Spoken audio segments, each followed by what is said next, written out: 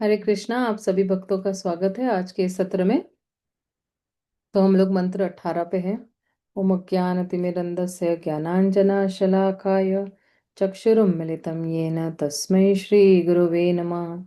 श्री मनोभीष्टं स्थापितं येन भूतले स्वयं रूप कदा मह्यं ददाति स्वपदान्तिकम्। नमो विष्णुपदाय कृष्णपृष्ठाय भूतले श्रीमते भक्तिवेदांत स्वामिनिति नामिने। नमस्ते सरस्वते देवे गौरवाणी प्रचारिणे निर्विशेष शून्यवादी पाश्चातदेशतारिणे। जय श्री कृष्ण चैतन्य प्रभु नित्यानंद श्री अद्वैत गदाधर शिवासादि गौर भक्तवृंद। हरे कृष्णा कृष्णा कृष्णा हरे हरे, हरे राम राम राम हरे हरे। तो हम लोग जो है ये 18वां जो है वो श्लोक पर है।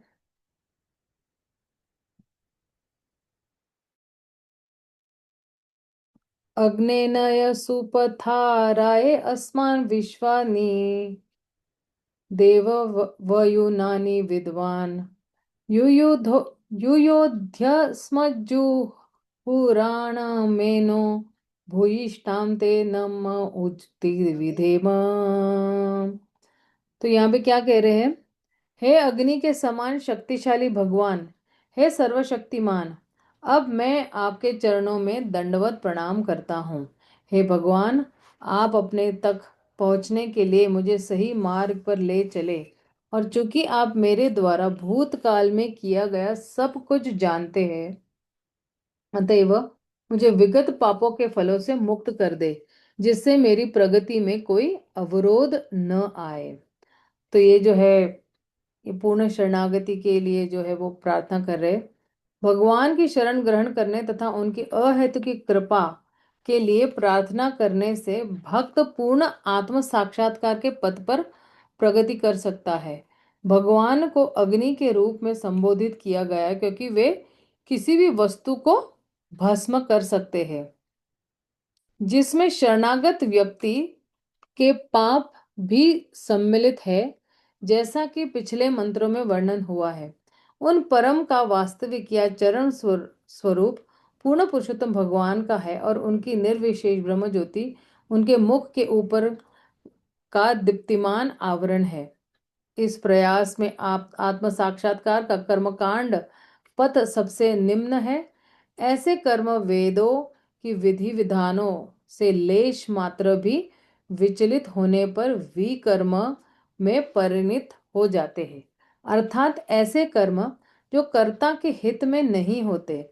ऐसे विकर्म भ्रमित जीव द्वारा मात्र इंद्र तृप्ति के लिए किए जाते हैं, अतएव ऐसे कर्म साक्षात्कार के मार्ग में बाधक बनते हैं। आत्म साक्षात्कार मनुष्य योनि में ही संभव है, अन्य रूपों में नहीं। कुल मिलाकर 84 लाख योनियां या प्राणी के रूप में है, जिनमें से ब्राह्मण संस्कृति से युक्त मानव शरीर ही अध्यात्म ज्ञान प्राप्त करने का एकमात्र अवसर प्रदान करता है। ब्राह्मण संस्कृति में सत्य, इंद्रिय संयम, सहिष्णुता, सरलता, पूर्ण ज्ञान तथा ईश्वर में पूर्ण श्रद्धा सम्मिलित है। ऐसा नहीं है कि कई केवल अपने उच्च कुल का गर्व करे। जिस प्रकार किसी बड़े आदमी का पुत्र होने से बड़ा आदमी बनने का एक अवसर मिलता है, उसी प्रकार ब्राह्मण का पुत्र होना ब्राह्मण बनने का सुअवसर है। किंतु ऐसा जन्म अधिकार सब कुछ नहीं होता, क्योंकि मनुष्य को तब भी अपने लिए ब्राह्मण की योग्यताएं प्राप्त करनी होती है। जो ही मनुष्य ब्राह्मण का पुत्र होने के कारण अपने जन्म पर गर्व करता है, किंतु वास्तविक ब्राह्मण के गुणों को प्राप्त करने की उपेक्षा करता है, तो ही वह विपत हो जाता है और आत्म साक्षात्कार के मार्ग से पतित हो जाता है। इस प्रकार मनुष्य के रूप में उसका जीवन उद्देश्य विफल हो जाता है। भगवत गीता के एक सेकेंड ना, हाँ, भगवद गीता के छठे अध्याय के 42वें श्लोक में कहा गया है में हमें भगवान आश्वस्त करते हैं कि आत्म साक्षात्कार के पथ से पतित अर्थात योग भ्रष्ट आत्माओं को या तो अच्छे ब्राह्मण परिवारों में या धनी व्यापारियों के परिवारों में जन्म लेकर अपना सुधार करने का अवसर प्रदान किया जाता है। ऐसे जन्मों से आत्म साक्षात्कार के उच्च अवसर प्रदान किए जाते हैं। यदि मोहवश इन अवसरों का दुरुपयोग किया जाता है तो मनुष्य परम शक्तिमान भगवान द्वारा प्रदत्तित मानव जीवन के सुनहरे अवसर को खो देता है। विधि विधान ऐसे ही की जा सॉरी विधि विधान ऐसे है कि जो इनका पालन करता है वह सकाम कर्मों के स्तर से उन्नत होकर दिव्य ज्ञान के स्तर पर प्राप्त करता है। अनेकानेक जन्मों तक दिव्य ज्ञान का अनुशीलन कर लेने पर जब मनुष्य भगवान की शरण ग्रहण करता है तब वह पूर्ण बनता है। यह सामान्य प्रक्रिया है, किंतु यदि कोई प्रारंभ में ही शरण ग्रहण कर लेता है जैसे कि इस मंत्र में संस्तुति की गई है तो वह भक्तिमय प्रवृत्ति ग्रहण करते ही समस्त प्रारंभिक अवस्थाओं को पार कर लेता है। जैसा कि भगवत गीता में कहा गया है, ये कौन सा 18वां जो है ना अध्याय और उसका 66 श्लोक सर्वधर्म परित्यज्य में कहा गया है कि भगवान तुरंत ऐसे शरणागत जीव का भार अपने ऊपर ले लेते हैं और उसे उसके सभी पाप कर्मों के फलों से मुक्त कर देते हैं। कर्मकांड में अनेक पाप निहित है, जबकि ज्ञान कांड में ऐसे पाप कर्मों की संख्या कम है। किंतु भगवत भक्ति या भक्ति पथ में किसी प्रकार के पाप होने की संभावना ही नहीं रहती है। तो आप देखिए कि कर्म कांड में बहुत सारे है ना पाप कर्म जो है वो शामिल होते हैं और ज्ञान कांड में भी जो है आप जो है वो दार्शनिक आपका जो है वो अ, क्या दृष्टिकोण आप बढ़ा सकते हो, लेकिन ज्ञान कांड में थोड़ा जो है थोड़ा कम पाप रहता है। लेकिन आप देखना भक्ति मार्ग ऐसा ही मार्ग है जहां पे कोई भी पाप करने का कोई जो है वो चांस ही नहीं है। तो भक्ति मार्ग जो है इसलिए कह रहे हैं श्रेष्ठ है, क्योंकि भगवान आप देखना क्योंकि क्या होता है यहाँ पे कि भगवत सॉरी भगवत भगवान के सारे भग हाँ कि सारे शुभ गुणों को प्राप्त कर लेता है। तो अगर कोई भगवान का भक्त है तो उसके जो है सारे गुण, जैसे आज सुबह की क्लास में हम लोग ये डिस्कस कर रहे थे, याद है आपको कि जो है भगवान के भक्तों में भगवान के 50 गुण आ जाते हैं, अच्छे गुण विकसित हो जाते हैं। उसमें हम लोग ने क्या देखा कि वो किसी का दोष नहीं देखता है, राइट। वो जो है हर व्यक्ति को जो है वो समभाव में देखता है। तो ब्राह्मण के गुणों के विषय में क्या कहा जाए। भक्त स्वतः एक दक्ष ब्राह्मण के गुण प्राप्त करके यज्ञ संपन्न करने का अधिकारी हो जाता है, भले ही उसका जन्म ब्राह्मण कुल में न हुआ हो। ऐसा है भगवान का सामर्थ्य। वे ब्राह्मण कुल में जन्मे व्यक्ति को निम्न कुल जन्मा चांडाल बना सकते हैं और चांडाल को भी भक्ति में सेवा के बल पर योग्य ब्राह्मण के से भी श्रेष्ठ बना सकते हैं। देखिए भगवान जो है कुछ भी कर सकते हैं, जैसे कभी किसी को दे ना कि किसी को राजा भी बना सकते हैं और किसी को रंक भी बना सकते हैं, भिखारी भी बना सकते हैं। क्योंकि सर्वशक्तिमान भगवान सबके हृदय में स्थित है, अतः वे अपने निष्ठावान भक्तों को निर्देश दे सकते हैं जिससे वे सही मार्ग पर सॉरी जिससे वे सही मार्ग पा सकते हैं। ऐसे निर्देश विशेषतः भक्त को दिए जाते हैं, भले ही वो कुछ अन्य चीज की इच्छा कर रहा हो। जहां तक अन्यों का संबंध है, ईश्वर किसी कर्ता को उसके ही अपने उत्तरदायित्व पर अनुमति देते हैं, किंतु भक्त को भगवान इस तरह निर्देश देते हैं कि वह कभी त्रुटि नहीं करता। तो अब देखना भागवतम के 11वें श्लोक में जो है 11वें स्कंद के 5वें अध्याय की 42 श्लोक में क्या, स्वपदा मूलम भजत प्रियस्या त्यक्त्या तान भविष्य हरि पर्षा विकर्म यत् चोत्पतितं कथांचेत धुनोति सर्वम हृदि सन्निविष्टः। तो कहते हैं भगवान अपने पूर्ण शरणागत भक्त के प्रति इतने दयालु है कि यद्यपि भक्त कभी कभी विकर्म अर्थात वैदिक आदेशों के विरुद्ध कर्म के बंधन में आ गिरता है, तो भी वे भक्त के हृदय के भीतर से त्रुटियों को तुरंत ठीक कर देते हैं। इसका कारण यह है कि भक्त भगवान को अत्यधिक प्रिय है। श्री ईशोपनिषद श्री ईशोपनिषद के इस मंत्र में भक्त भगवान से प्रार्थना करता है कि वे उसके हृदय के भीतर से उसे सुधारे। अब अगर भगवान भक्त को प्रेम कर रहे हैं तो भक्त भी भगवान को कहते हैं ना कि आप हृदय में आके हमें भीतर से सुधारे। और त्रुटि करना मनुष्य का सहज गुण है। बद्ध जीव प्राय त्रुटि करता है और ऐसे अनचाहे पापों का एकमात्र उपचार यही है कि भगवान के चरण कमलों में समर्पित हुआ जाए, जिससे वे इनसे बचने हेतु मार्गदर्शन करते रहे। भगवान पूर्ण शरणागतों का भार अपने ऊपर लेते हैं। इस तरह सारी समस्याएं भगवान की शरण ग्रहण करने एवं उनके निर्देश अनुसार कार्य करने मात्र से ही हल हो जाती है। ऐसे निर्देश निष्ठावान भक्त को दो प्रकार से दिए जाते हैं। पहला साधु शास्त्र तथा गुरु के द्वारा तथा दूसरा स्वयं भगवान द्वारा, जो हर एक के हृदय में निवास करते हैं। इस तरह वैदिक ज्ञान से प्रबुद्ध भक्त सभी प्रकार से सुरक्षित रहता है। वैदिक ज्ञान दिव्य है, अतः सांसारिक शैक्षिक पद्धतियों से नहीं समझा जा सकता है। ये अभी एक्चुअली जो है वो पहले श्लोक का पूरा अभी जो है ना थोड़ा रिवीजन भी कर रहे हैं कि पहले श्लोक एक्चुअली यही से स्टार्ट हुआ था, वैदिक ज्ञान के बारे में स्टार्ट हुआ था। केवल भगवान तथा गुरु की कृपा से ही मनुष्य वैदिक मंत्रों को समझ सकता है। यस्य देवे परा भक्ति यथा देवे तथा गुरु। यदि मनुष्य प्रामाणिक गुरु की शरण ग्रहण कर लेता है तो समझना चाहिए कि उसे भगवत कृपा प्राप्त हो गई है। भगवान भक्त के लिए गुरु रूप में प्रकट होते हैं। इस तरह गुरु वैदिक आदेश तथा भीतर से स्वयं भगवान भक्त का पूरे सामर्थ्य से मार्गदर्शन करते हैं। इससे भक्त के भौतिक मोह की माया में पुनः पतन की कोई संभावना नहीं रहती। इस तरह चारों ओर से संरक्षित भक्त पूर्ण सिद्धि के चरम लक्ष्य तक निश्चित रूप से पहुंचता है।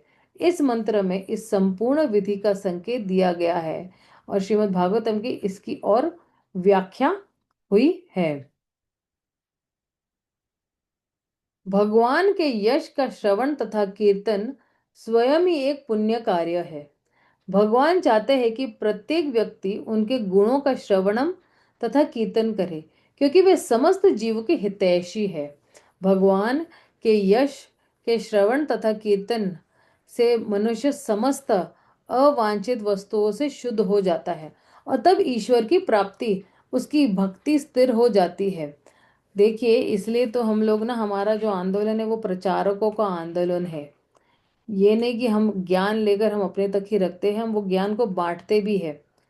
तो भगवान के यश का पहले तो हम श्रवण करते हैं और फिर जो है कीर्तन भी करते हैं। और जो है उनके गुणों का श्रवण तथा कीर्तन जो है वो भगवान खुद चाहते हैं कि हम ये उनके गुणों का श्रवण और कीर्तन करें। क्यों? क्योंकि जो है हम जो है सभी पाप कार्यों से मुक्त हो जाएगा और भगवान हमारे हितैषी है। और जितने भी जो है अशुद्ध चीजें हैं वो निकल जाती है हमारे इसमें से, अपने अपने जो है अपने मन से या हृदय से। और जो है भक्त जो है वो बहुत शुद्ध हो जाता है। तब ईश्वर के प्रति उसकी भक्ति स्थिर हो जाती है। सोचिए, बार बार आप एक ही व्यक्ति का गुणगान करते हैं ना, तो आपको उस व्यक्ति के बारे में आकर्षण भी निर्माण होता है। जैसे अगर कोई नव विवाहित स्त्री है और वो अपने पति के बारे में जाके जो है मैके में बताती मेरे पति ऐसे मेरे पति वैसे, तो उसको भी जो है बहुत स्वाभाविक ही है, भगवान के प्रति जो है वो प्रेम जागृत हो जाता है और उसका जो संबंध है अपने पति के साथ तो वो और गहरा होते जाता है। इस अवस्था में भक्त में ब्राह्मण गुण आ जाते हैं और प्रकृति के अधम गुण रजो तथा तमो का प्रभाव पूर्णतया लुप्त हो जाता है। देखिए, अगर हमें रजोगुण और तमोगुण से बचना है तो हमें जो है भगवान का श्रवण और कीर्तन करना बहुत जरूरी है। दोनों है। कोई पूछेगा श्रवण महत्वपूर्ण है या कीर्तन महत्वपूर्ण है, तो प्रभुपाद कहते हैं कि जैसे सोना और खाना जरूरी है, बिना सोए बिना खाए तो आप सो नहीं सकते हो, और अगर सोओगे नहीं तो शरीर काम नहीं करेगा, तो फिर खाओगे किस तरह से। तो दोनों बराबर है, तो श्रवण और कीर्तन क्रिया दोनों जो है वो महत्वपूर्ण है। भक्त अपनी भक्ति में सेवा के बल पर पूर्णतया प्रबुद्ध हो जाता है, और इस प्रकार वो भगवान के पथ को तथा उनको प्राप्त करने की पद्धति को जान लेता है। जो जो सारे संशय घटते जाते हैं, त्यों त्यों वह शुद्ध भक्त बन जाता है। इस प्रकार जो है पूर्ण पुरुषोत्तम भगवान श्री कृष्ण के निकट लाने वाले श्री ईशोपनिषद के भक्ति वेदांत तात्पर्य पूर्ण हुए। तो जिस व्यक्ति को रजो और तमो गुण से जो है वो छुटकारा पाना है और उठकर सतो में पहुंचना है, तो उस व्यक्ति को दो कार्य करने हैं। बड़े दृढ़ता पूर्वक, उत्साह, निश्चय और धैर्य, बड़े दृढ़ता पूर्वक उसको जो है भगवान के यश का श्रवण तथा कीर्तन जो है वो करना है। जिस जिस जिस व्यक्ति को जो है इन इन दोनों चीजों से, और शुद्ध भक्तों का संग करना बहुत जरूरी है। देखिए, जब हम शुद्ध भक्तों का संग करते हैं ना, तो ये हो जाता है कि उनके भी जो अच्छे गुण है वो हमारे में आ जाते हैं, और शुद्ध भक्तों की कृपा से ही जो है हमें जो है रजो और तमो से लड़ने की शक्ति मिलती है। क्योंकि शुद्ध भक्तों में रजो और तमो गुण की उपस्थिति नहीं होती है, तो जिसके पास जो चीज होगी वो वही दे पाएगा। तो शुद्ध भक्तों के पास क्या है? सतोगुण है। तो हमें वो क्या देंगे? वो सतोगुण देंगे अपनी वाणी के माध्यम से। तो इसलिए जो है भगवान के जो है यश कीर्ति जो है उसके बारे में बारंबार चर्चा जो है करना बहुत जरूरी है। और कोई पूछ सकता है कि जो है अम, अम, एक सेकेंड ना।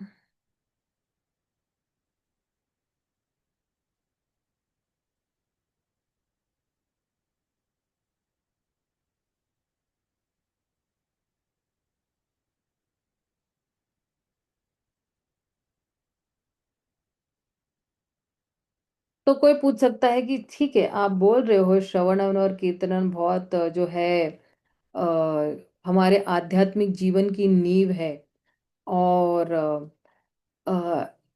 लेकिन श्रवण और कीर्तन अगर आप देखोगे ना, अपने आप में ही एक जो है वो अ, भगवान के साथ सीधा संबंध स्थापित करते हैं। और ये अगर हम अ, सीधा भगवान के साथ जो है वो संग चाहते हैं, क्योंकि भगवान जो है अपने नाम में और भगवान में कोई अंतर नहीं। नाम चिंतामणि कृष्ण चैतन्य रस विग्रह, पद्म पुराण में आपको ये श्लोक पता है। तो जब भी हम जो है हम श्रवण करते हैं और जो है हम कीर्तन भी करते हैं, तो हम सीधे भगवान के साथ ही जो है वो जुड़ जाते हैं। और यही जो संग है, ये हमारे हृदय को जो है वो पवित्र बनाती है। और इसमें कोई अलग सा हमें प्रयास नहीं करना पड़ता है। श्रवण कर रहे, कीर्तन कर रहे, साथ साथ हमारा हृदय भी जो है वो जो साफ हो रहा है। और आप देखना, जैसे हृदय साफ होता है, चेतो दर्पण मार्जनम। तो हमारा काम, क्रोध, मद, मोह, लोभ, मत्सर जो है वो पूर्णतया जो है वो साफ हो जाता है।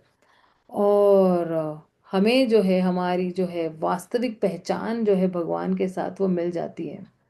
और यहाँ पे इस लास्ट वाले में यही कहा है कि अ, जब हम भगवान के नामों का श्रवण तथा कीर्तन करते हैं, तो हमें जो है तनाव नहीं होगा, डिप्रेशन में कोई नहीं जाएगा, उसको बिल्कुल भावुक नहीं होगा। उसके पास एक, आप देखना आजकल ना लोगों के पास एक अंदर बहुत खालीपन सा है, और क्योंकि उनके पास ये खालीपन सा है, तो वो जो है उसको भरने के लिए क्या करते हैं, सिगरेट पीते हैं, दारू पीते हैं, ड्रग्स लेते हैं, अलग अलग रिलेशनशिप में जाएंगे, क्योंकि अंदर जो है वो खोखला है जिसको कहते हैं, अंदर हृदय खाली है। लेकिन जैसे ही हरि नाम जाएगा तो भगवान क्या करते हैं, खुद जो है वो उसके जितने भी पाप है वो धोते हैं, और फिर उसको एक अंदर से जो शांति मिलती है, स्थिरता मिलती है। तो भगवान के नामों का उच्चारण करके उसको स्थिरता मिलती है।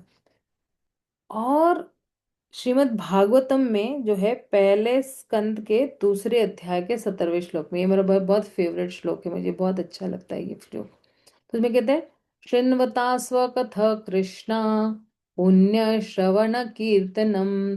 तो ये जो शृण्वता स्वकथा कृष्णा, ये जो है भगवान की खुद की कथाएं जो है वो क्या है, पुण्य श्रवण कीर्तनम। तो यहाँ पे यही बोल रहे हैं कि ये जो है ये स्वयं ही एक पुण्य कार्य है। और फिर भगवान स्वयं आते हैं उनके जितने भी पाप कार्य है उसको धोने के लिए।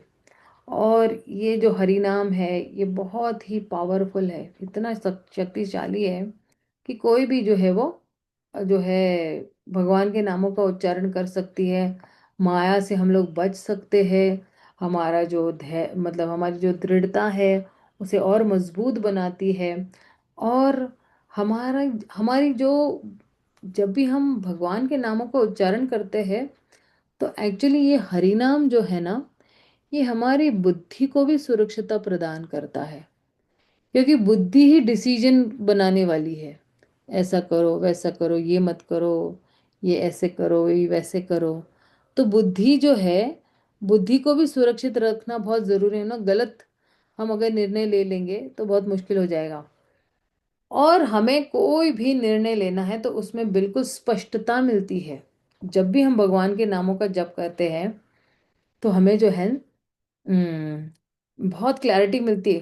क्लैरिटी मतलब क्या, कि कहीं पे भी अगर भौतिक लालच होगा या भौतिक इंद्र तृप्ति करने की लालसा होगी ना, तो तुरंत ही जो है हमारी जो बुद्धि है ना, वो तुरंत हमें भेद करवाएगी। अरे यहाँ पे मत जाना, यहाँ पे गलत हो रहा है, वहाँ पे मत जाना, तुम बहक जाओगे वहाँ पे जाओगे तो, इस तरह से। और फिर हमारा ये जो, उसको क्या कहते हैं, हमारा जो कैरेक्टर है, कैरेक्टर को क्या कहते हैं हिंदी में, हमारा जो चरित्र है, हमारा चरित्र है जो बिल्कुल जो है विनम्र हो जाएगा, दयावान हो जाएगा, सहनशीलता हो जाएगा, हमें हमेशा कृतज्ञ भाव महसूस करेगा। सोचिए, श्रवण कीर्तन से कितने सारे हमें ये फायदे जो है वो मिल रहे हैं। और इसलिए जो है, जब हमारे में दया भावना आती है, जब विनम्र होते हैं हम, या सहनशील होते हैं, या हम दूसरों को बारंबार जो है वो धन्यवाद देते हैं, कृतज्ञता व्यक्त करते हैं, तो ऐसे व्यक्ति के हृदय में शांति हमेशा विराजमान रहेगी, उसके पास हमेशा शांति रहेगी, और उसको देखकर दूसरे भी शांति महसूस कर पाएंगे।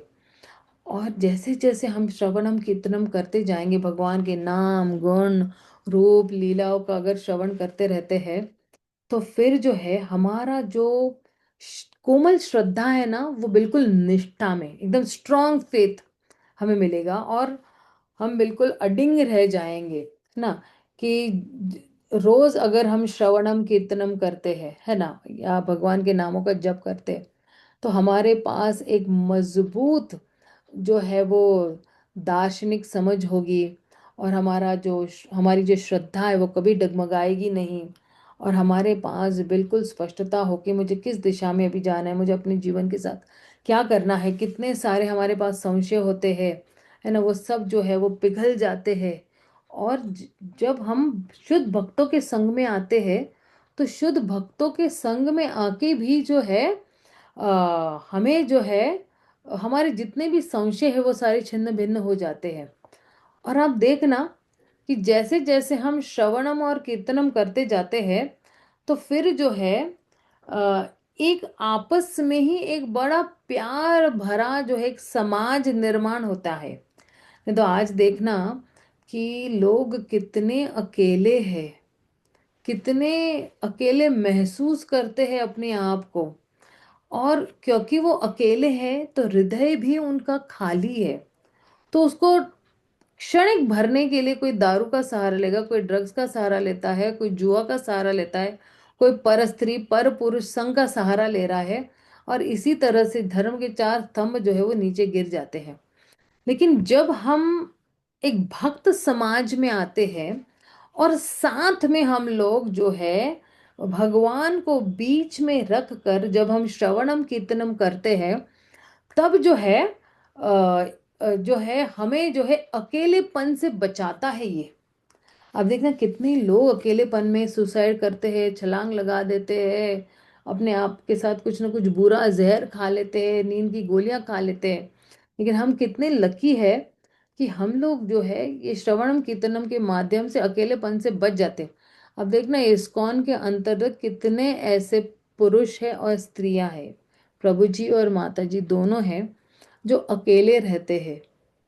मतलब पति पत्नी साथ नहीं रहते, फिर भी अलग रहते हुए भी जो है उनको अकेलापन महसूस नहीं, जो भी कारण होगा हमें इतना डिटेल में नहीं जाने, लेकिन कहने का मतलब ये है कि अगर कोई अकेला भी रहता है तो और भक्तों के संग में भी रहता है ना, तो भी उसको अकेलापन खा नहीं जाता है। क्योंकि उसके उसका फोकस जो क्या है, भगवान के गुणगान करना है। और अब देखना कि प्रभुपाद हमेशा एक बताते हैं बात, कि चैंट एंड बी हैप्पी, भगवान का नाम लो और खुश रहो। लेकिन उसके अंदर थोड़ा एक और एडिशन जो है वो है, chant Hare Krishna, struggle and be happy. Struggle यानी संघर्ष करो और फिर खुशी मिलेगी। तो हमें संघर्ष तो करना ही है ना, राइट। अगर किसी को जो है वो किसी को अपने परिवार का भरण पोषण करना है, तो उसको 1 तारीख से 30 तारीख तक तो कमाना ही पड़ेगा। संघर्ष तो करना ही है। चाहे आप भौतिक जीवन में संघर्ष करो, चाहे आप आध्यात्मिक जीवन, संघर्ष दोनों जगह पर है।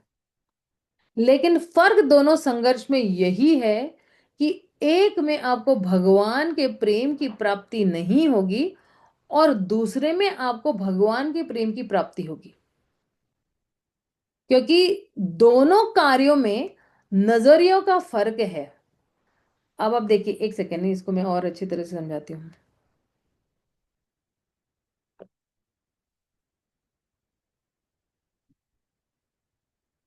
एक भौतिकवादी व्यक्ति भी 1 तारीख से 30 तारीख कमाता है, उसको अगले 1 तारीख को पगार मिलती है।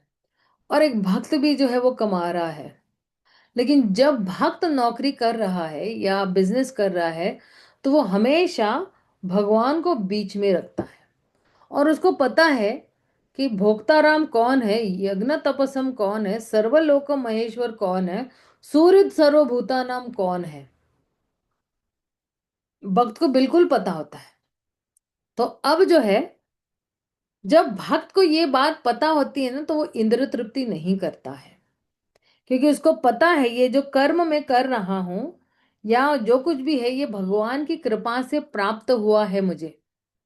तो भक्त क्या करता है कि जिस जो भी उसने कमाया हुआ है, उस कर्मों का फल जो है वो भगवान को अर्पित, मई अर्पित जो है भगवान को अर्पित कर देते हैं। और इसलिए भौतिकवादी व्यक्ति जो है वो कर्मों के बंधन में लिप्त होता है, और भक्त जो है वो कर्मों के बंधन में न लिप्यते, वो लिप्त नहीं होता है। वो भौतिक संसार में होते हुए भी नहीं होता है, क्योंकि वो आध्यात्मिकता में है। और ये सबसे बड़ा एक्चुअली महत्वपूर्ण पॉइंट है कि हम किस तरह से जो है हम जो है भगवान के नामों का जप करते हैं। हम संघर्ष करेंगे तभी हमें आनंद मिलेगा। जब तक रोज सुबह उठकर संघर्ष नहीं करेंगे 4 बजे, तब तक जो है आनंद की अनुभूति नहीं होगी। देखिए, हम सभीयों को 100% आनंद की अनुभूति करनी है, ये नहीं ना चलो 10% आनंद मिल जाए, 20% मिल जाए, 30 मिल जाए, 35 मिल जाए, 80 मिल जाए, 90 मिल जाए। फिर भी एक दिल हमारा कचौड़ते रहता है, या हृदय जो है हमारा संतुष्ट नहीं है। तो 100% जब आनंद प्राप्त होता है तभी हृदय जो है वो संतुष्ट होता है, तब तक नहीं होता है। तो ये श्रवण कीर्तन की जो क्रिया है हमारे हृदय को शुद्ध करती है, भगवान का प्रेम भी जागृत करती है, कलयुग के प्रभाव से भी हमें बचाती है। हमें अंदर से जो है एक शांति मिलती है और हमें हमारे जीवन का लक्ष्य मिलता है। We get a purpose in our life. हमें अभी तक हमारा पर्पस मतलब हमारा उद्देश्य क्या है इस संसार में आने का, या ये जो है मैं संसार में आ गया तो मेरा लक्ष्य क्या है, पर्पस क्या है, मुझे पता नहीं है। तो इसलिए जो है हमें जो है ये श्रवणम कीर्तनम की क्रिया जो करना बहुत ज़रूरी है। तो मैं यही अपना वाणी को विराम दूंगी। तो किसी को अगर कोई प्रश्न है तो आप पूछ सकते हो अभी माता जी। आज के इस श्लोक के संदर्भ में। हम हाँ, माता जी मेरा प्रश्न ये था, जैसे आपने बोला ना, श्रवणम कीर्तनम विष्णु स्मरणम पाद सेवनम अर्चनम बंदनम दास्यम सत्यम आत्मनिवेदनम, नवता भक्ति की बात करी आपने। तो श्रवण और कीर्तन को सबसे ज्यादा महत्वपूर्ण क्यों बताया गया माता जी? क्योंकि वो नींव है भक्ति की, जो हमारी भक्ति का जो बंगला है ना, वो श्रवणम कीर्तनम। क्योंकि आप देखना, श्रवणम कीर्तनम विष्णु स्मरणम अर्चनम वंदनम दास्यम साख्य आत्मनम। अर्चनम में भी आपको जो है वो कीर्तन ही करना है, मंत्रों का उच्चारण ही है अर्चनम में भी। और अगर कोई भगवान का दास है उसके अंदर भी उसको जब तक मालिक के गुणगान नहीं सुनेगा उसको वो दास्य भाव का आनंद भी अनुभव नहीं कर पाएगा। राइट। और अगर जो है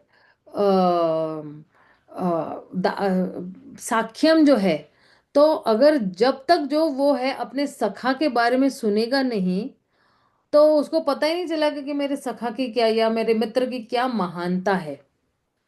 तो इसलिए ये जो है श्रवणम और कीर्तनम, श्रवणम कीर्तनम ही हमें आत्मनिवेदनम में ले जाएंगे। और आपने ये भी पढ़ा होगा प्रभु जी, क्योंकि इसी ईशोपनिषद में ही कि कोई भी एक लेकर भी हम जो है परफेक्ट हो सकते हैं। जैसे परम पूज्य गोपाल कृष्ण गोस्वामी महाराज जी ने किसको परफेक्ट किया था? अर्चनम को परफेक्ट किया था। आप देखना नींद में भी महाराज जो है वो आरती कर रहे हैं। तो उसमें से हालांकि ऑफ कोर्स महाराज का श्रवणम कीर्तनम बहुत स्ट्रांग था, लेकिन उनकी खास रुचि अगर देखा जाए, जैसे उनको अगर आप देखो कि बाहर से महाराज जो है वो मैनेजमेंट पर्सन थे, व्यक्ति थे। लेकिन अगर उनको अंदर से जो है उनकी रुचि जी थी, वो एक्चुअली जो है विग्रह सेवा में थी। किताब वितरण करना, मंदिरों का निर्माण करना, जो है विग्रहों की स्थापना करना। तो उसमें जो विग्रह की स्थापना करना और विग्रहों की सेवा करना, ये महाराज का निजी रुचि एक्चुअली डीटी वर्शिप में थी। और मंदिर निर्माण करना, किताबें वितरण करना, ये सब जो है वो मैनेजमेंट पे आता था। मीटिंग अटेंड करना या एक जगह से दूसरी जगह जाना, ये सब मैनेजमेंट थे। मैनेजमेंट वो इसलिए कर रहे थे क्योंकि प्रभुपाद ने उनको ये आदेश दिया था। लेकिन उनकी अगर पर्सनल रुचि कहा जाए तो महाराज की पर्सनल रुचि जो थी वो एक्चुअली विग्रह की सेवा में थी प्रभु जी। इसलिए श्रवणम कीर्तनम जो है वो सबसे कहते हैं सहायक है। जब तक श्रवणम कीर्तनम नहीं करेंगे तो दूसरे जितने भी बाकी अंग हैं, श्रवण कीर्तन नहीं करेंगे किसका स्मरणम आएगा? माया का ही स्मरणम आएगा। राइट। श्रवणम कीर्तनम नहीं होगा तो किसकी पूजा अर्चना करेंगे या किसका दास बनेंगे, है ना? किसका सखा बनेंगे, किसको आत्मनिवेदन करेंगे, वो हमें नहीं पता है फिर। तो फिर श्रवण मतलब ज्ञान प्राप्त करना। अज्ञानता से जब हम ज्ञान की ओर जाते हैं तब हमें जो है वो क्लैरिटी मिलती है, स्पष्टता मिलती है कि अच्छा है मेरा जो लक्ष्य है वो भगवान के श्री चरणों तक पहुंचना है। और उसके लिए मुझे क्या क्या करना है, तो फिर जो है सीनियर डिवोटीज हमें बताते रहते हैं। ठीक है ना प्रभु जी? माता जी एक क्वेश्चन और था, आपने अभी कोट किया अभी आप अपने अपने ही लेक्चर में। आपने 1.2.17 भी कोट किया श्रीमद् भागवतम का, जिसमें आपने बोला कथा कृष्ण ये वज्रान विद्नोति सुहृत सतम। तो इसमें जो ये आता है कि कृष्ण भगवान, कृष्ण जैसे ही आप करना चालू करते हैं, कृष्ण उसकी जो उसके अंदर जो अभद्रता है उसको हम्म। नष्ट करते हैं। तो वो किस प्रकार नष्ट करते हैं, वो एक और क्वेश्चन था। प्रभु जी, मैंने ना इस पे एक बहुत बड़ा लेक्चर दिया है। 7.1 शायद से है। उसके अंदर बहुत डिटेल में मैंने एक्सप्लेन किया है, किसी एक लेक्चर में मैं आपको बताती हूँ।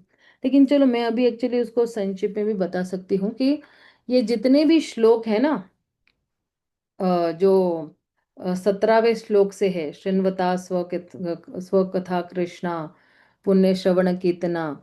तो ये जितने भी श्लोक है ना, ये श्लोक जो है वो श्रद्धा से हमें प्रेम के स्तर पर ले जाते हैं। और जब हम कहते हैं ना,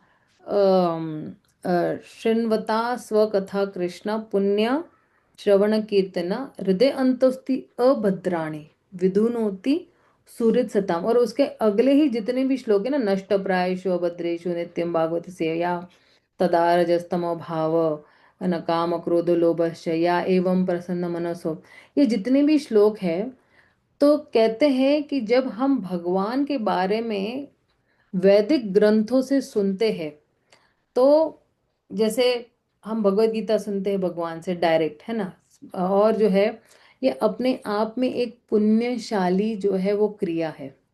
और जो कोई भी भगवान के बारे में सुनते हैं, तो भगवान उनके हृदय में जो परमात्मा रूपी विद्यमान है, या जो उनके सूर्य बन के जो विद्यमान है, तो वो उनके सूर्य है।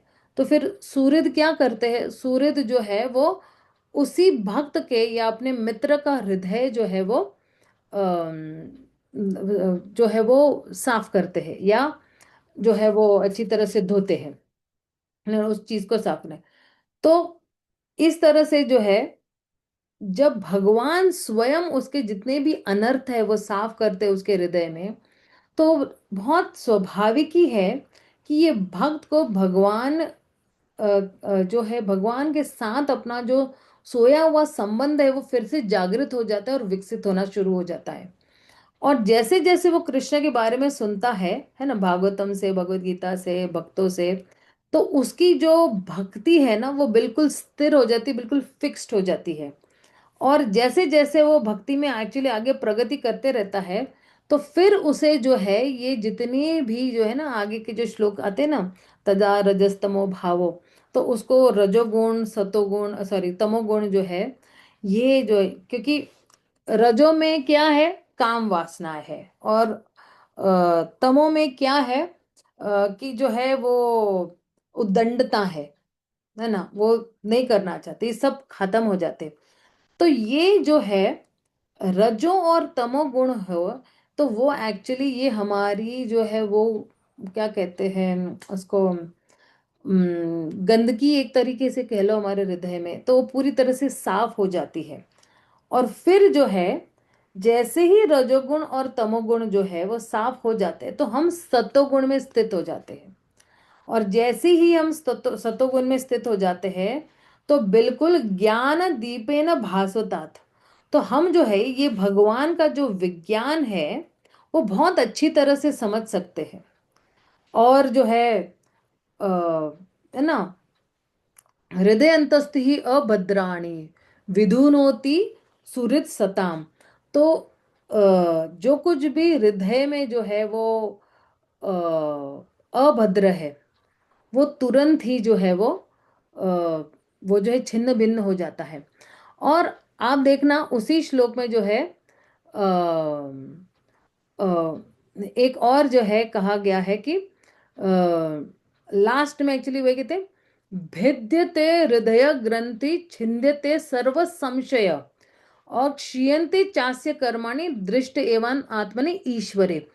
तो उसमें जो है भगवान यही कहते हैं कि हमारे जितने भेद्यते, यानी भेद्यते मतलब क्या, एक्चुअली भेदना, हृदय ग्रंथि, ग्रंथि यानी क्या, हमारी जितनी भी गांठें हैं, है ना, आसक्ति की गांठ, और इसके साथ आसक्ति गांठ, इसके साथ लगाव, ये सारी जितनी भी गांठें हैं, चाहे वो समाज की गांठें हो, चाहे वो परिवार की गांठें हो, चाहे वो किसी पैसे को लेकर, पर स्त्री पर पुरुष, जितनी भी गांठें हैं, तो क्या भिद्यते हृदय ग्रंथि, ये सारी गांठें भगवान खोल देते हैं। और छिद्यते, छिद्यते मतलब पूरी तरह ध्वंस कर देते, जितने भी संशय है वो एकदम जो है वो पूरी तरह से जो है उसको एकदम खत्म कर देते हैं। तो इसलिए जो है, ये जो हम श्रवणम कीर्तनम जब हम करते हैं या भक्ति करते हैं भगवान की, तो फिर जो है जितने भी हमारे पास असंशय जो है, तो वो संशय खत्म होके हम परम भगवान को समझ सकते हैं अच्छी तरह से। और इसलिए जब हम भगवान के बारे में सुनते, या केवल जब हम भगवान के बारे में सुनते हैं शुद्ध भक्तों के संग में या शुद्ध भक्तों के मुख से, तो फिर जो है हम भगवान के विज्ञान को समझ सकते हैं। नहीं तो बहुत ही मुश्किल है भगवान के, मतलब जो है ना, समझना बहुत ही। अगर आप देखोगे यही श्रृणवता स्वकथा कृष्णा को देखोगे, तो कहते हैं कि जब भगवान के खुद की कथाएं जब अगर हम सुनते हैं, तो जो है ये किसी भी व्यक्ति को, मान लो अगर मैंने किसी व्यक्ति को कहा है कि भगवान की एक मैंने स्टोरी सुनाई, और वो वही स्टोरी जाके किसी और को सुनाता है, तुरंत ये पुण्य काम हो गया, उसके बहुत सारे पाप भी कटना शुरू हो जाते हैं। और जो है भगवान जो है हमारे हृदय में जो स्थित है ना, तो वो जो है जितने भी अभद्र चीजें हैं फटाफट धो देते हैं। जो कुछ भी अभद्र है, मतलब क्या, मेरे हृदय में काम क्रोध मद मोह लोभ मत्सर है, वो तुरंत ही खत्म करते हैं। वो क्यों खत्म करते हैं पता है आपको? मैंने एक्चुअली एक लेक्चर में सुना था कि जब कोई व्यक्ति भक्त बनता है, भक्त बनने से पहले एक्चुअली उसके हृदय में परमात्मा बैठे हैं। जैसे एक पेड़ पे दो पक्षी बैठे होते हैं, तो परमात्मा का किरदार क्या है? उपदेशयन्ति और उपदेशित अनुमंता। उपदेश यानी कि सिर्फ देख रहे हैं, और अगर आपने कोई इच्छा की है तो उसको अनुमति देते, ठीक है तुम्हें खून करना है खून करो, तुम्हें जो है वो मंदिर जाना है तो मंदिर जाओ, ये सिर्फ अनुमति देते हैं। लेकिन जैसे ही कोई भक्त बनता है, तो परमात्मा का रोल, मैंने आई थिंक पहले भी कहा है ये बात, परमात्मा का रोल या किरदार वहां पे खत्म हो जाता है, और भगवान का किरदार शुरू होता है वहां से। क्योंकि किसकी शरण में जा रहे हैं? परमात्मा की शरण में व्यक्ति नहीं जा रहे, सीधे भगवान की शरण में जा रहे हैं। तो अब भगवान परमात्मा को साइड में कर देंगे और स्वयं बैठेंगे, और स्वयं झाड़ू लेके विदुनोति सुहृद सिदाम। क्यों? क्योंकि जो भगवान है वो सुहृद है, जितने भी जीवात्मा है उनके सुहृद है। और इसलिए जो है जैसे मान लो कि जो है डॉक्टर को किसी, क्या कहते हैं, पेशेंट को ठीक करना है, राइट? तो जो है अगर लेकिन पेशेंट जो है सहयोग नहीं देगा, है ना, और जो है अगर पेशेंट सहयोग नहीं देगा तो डॉक्टर भी कुछ नहीं कर पाएगा।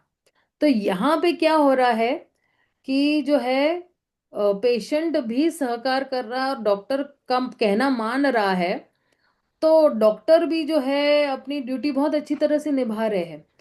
तो कृष्णा जो है सभी व्यक्तियों के हृदय में जो है वो है, और जो है, लेकिन अगर हम भगवान के साथ सहयोग देंगे, तो फिर भगवान जो है निश्चित रूप से जो है हमारे साथ आदान प्रदान करेंगे।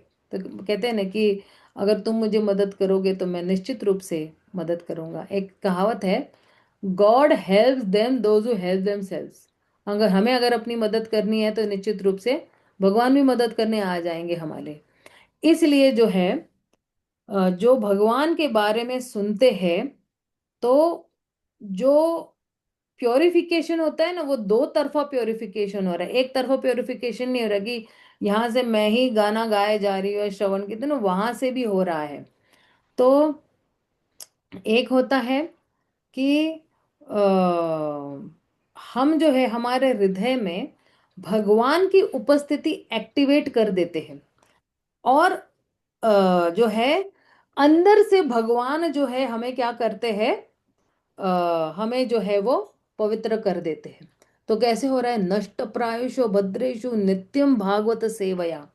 तो भगवान जो है हमें सारे जितने भी नष्ट प्रायशु अभद्रेशु, अभद्र मतलब क्या, जितने भी हमारे अनर्थ है वो बिल्कुल एकदम नष्ट कर देते हैं जब जितना जितना हम भगवान के बारे में सुनते हैं। तो इसलिए जो है एक्चुअली इसके बारे में तो बहुत कुछ बोल सकते हैं, पूरा एक लेक्चर ही चला जाएगा इसमें। लेकिन आप है ना मेरी जो रिकॉर्डिंग है ना, भगवत गीता की 7.1 सुनना आप, उसमें बहुत कुछ मैंने एक्चुअली बताया हुआ है इन्हीं श्लोकों के बारे में। क्योंकि ये जो है, ये जितने भी श्लोक है, ये एक्चुअली श्रद्धा से लेके प्रेम तक ले जा रहे हैं हमें।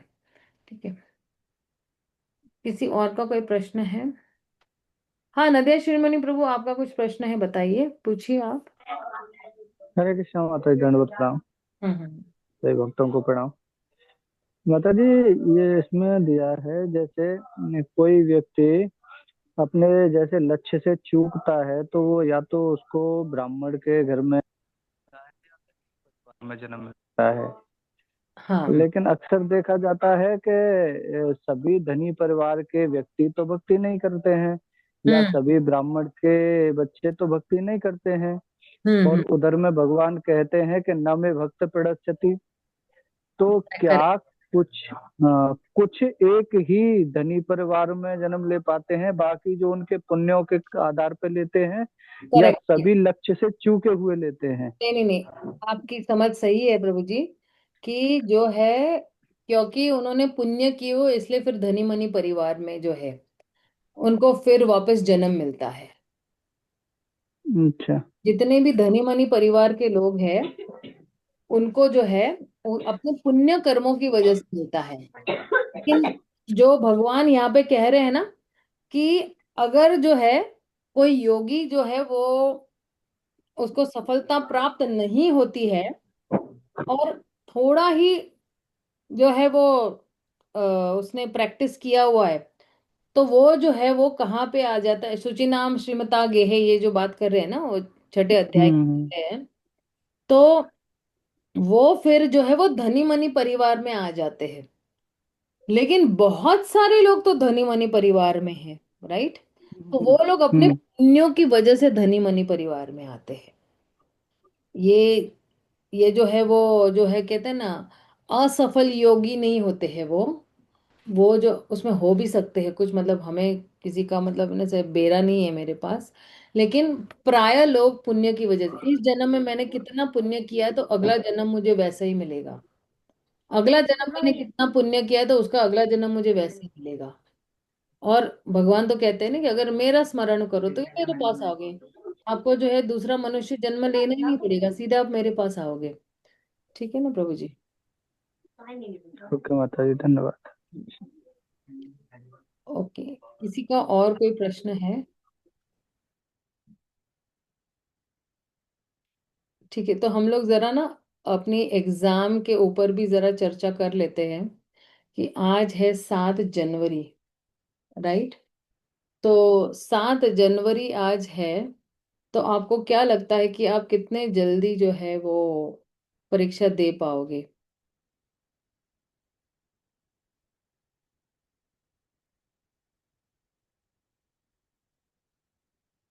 अच्छा, परीक्षा किसी को नहीं देनी है, बहुत अच्छा, बढ़िया। क्वेश्चन आंसर आएंगे इसके हम्म। किताब के। हाँ माता जी, कभी एग्जाम? आपको तय करना है। अरे माता जी, वैसी बात कर दो बिना एग्जाम दिए।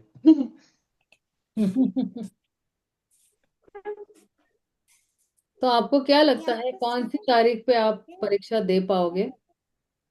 हम्म, कृष्णा माता जी, दंडवत प्रणाम माता जी। आप 2-3 तारीख दे दीजिए ना माता जी, 15-20 दिन का गैप कर रख के माता जी, जिससे कि एग्जाम की तैयारी हो जाए। नहीं नहीं, 15-20 दिन नहीं, एक बकायदा अच्छा एक 3 हफ्ते का गैप रखूंगी मैं बिल्कुल ही। तो आप देखिए,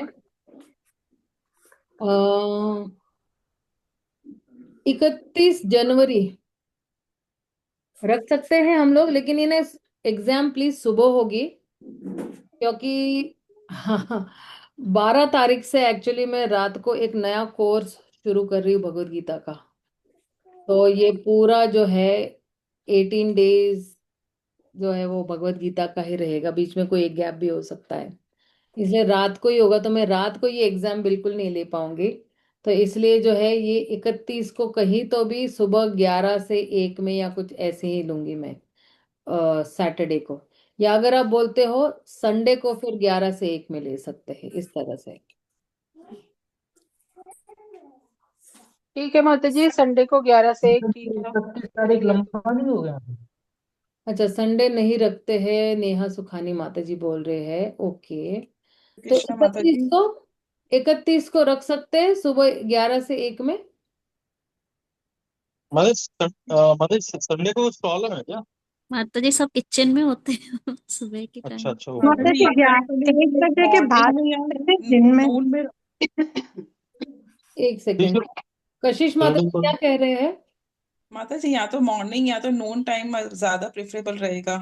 11 to 1 तो हमारा किचन में टाइम होता है माता जी, तो प्लीज पॉसिबल नहीं हो पाएगा हमारे लिए। तो कौन सा टाइमिंग प्रॉपर है आपके लिए? 3 बजे का टाइमिंग ठीक है, 3 से 5? जी माता जी। अच्छा, बाकी सब इस टाइमिंग से सहमत है या नहीं है? क्योंकि 6 लोगों को प्रॉब्लम है। 3 बजे का टाइम सही है बिल्कुल। अच्छा, 3 का टाइम सही है। माता जी 3 बजे का टाइम सही है। 3 बजे का ठीक टाइम। है माता जी, अच्छा हमारे लिए सुबह भी सही सुबह है। दिक्कत है ना मैडम अभी? अच्छा, ऋचा माता जी आप क्या कहते हो, 3 बजे का टाइमिंग ठीक है सैटरडे का? हाँ 3 बजे का माता जी ठीक है सैटरडे। अमलाति माता प्रिया, जी आप क्या कहते हो? माता जी मेरा ऑफिस होता है सैटरडे यहाँ को। पानी है, हेलो। ओके, आपका ऑफिस होता है, ओके ओके ओके ओके। हम्म, सैटरडे छुट्टी नहीं होती है। ओके, अभी एक वोट ले लेते हैं, ठीक है ना? आप सिर्फ अपने हाथ ऊपर कीजिए जितने लोग सैटरडे को। एक सेकंड, कोई आवाज मत कीजिए पीछे से। हम्म, कितने लोग सैटरडे को 3 से 5 में सहमत है, हाथ खड़े कीजिए।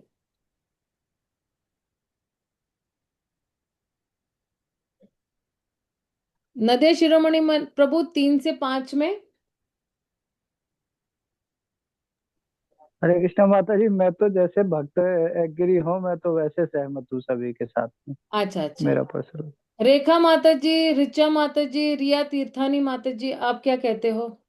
अभी तक हाथ नहीं हुए हैं खड़े। ठीक है माता जी, शनिवार को तीन शनिवार से को होगा पाँच ना? हाँ, शनिवार शनिवार को 31 तारीख को 3 3 से 5 में, हाँ।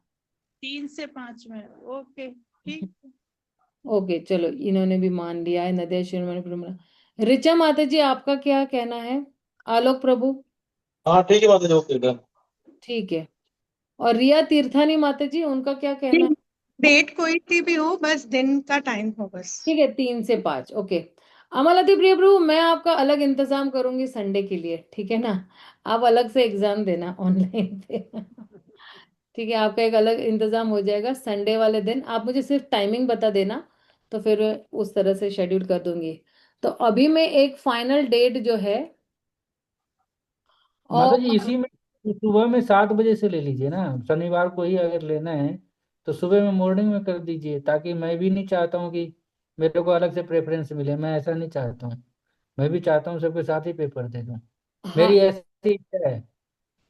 हाँ, एक्चुअली क्या होता है ना कि उत्साह रहता है, अगर साथ में देते हो तो पढ़ाई करने का भी एक अलग सा उत्साह है। मैं भी एक्चुअली यही प्रेफर करती हूँ कि मैं हमेशा अपने जो है सहपाठियों के साथ ही एग्जाम दे दूँ। पर यही है ना कि टाइमिंग मैच नहीं हो रहे, बाकी सब लोग 3 से 5, और आपकी ऑफिस भी है, वो भी आपका देखना है। तो कोई नहीं प्रभु जी, एक ही दिन का फर्क है, 31 तारीख को शेड्यूल करेंगे हम लोग। और जो है आप 1 तारीख को दे रहे हो, तो कोई इतनी दिक्कत है नहीं। आप जो है संडे को मॉर्निंग में 11 से 1 में आप कभी भी दे सकते हो, कोई प्रॉब्लम नहीं है प्रभु जी।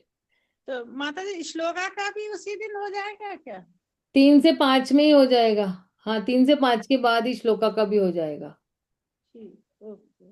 ठीक है 2 श्लोक याद करने हैं ना, दोनों दो। हाँ, इस बार तो सिर्फ 2 ही श्लोक है, ज्यादा श्लोक है ही नहीं, 2 श्लोकों में हो जाएगा आपका काम। ठीक है ना। और ये क्वेश्चन आंसर जो है प्रश्नोत्तर तो आप भेज ही देंगे। हाँ हाँ, 34 है ना। हाँ आप जरा अच्छा। अपनी बेटी से पूछ लेना, वो आपको भेज देगी प्रश्न क्या है।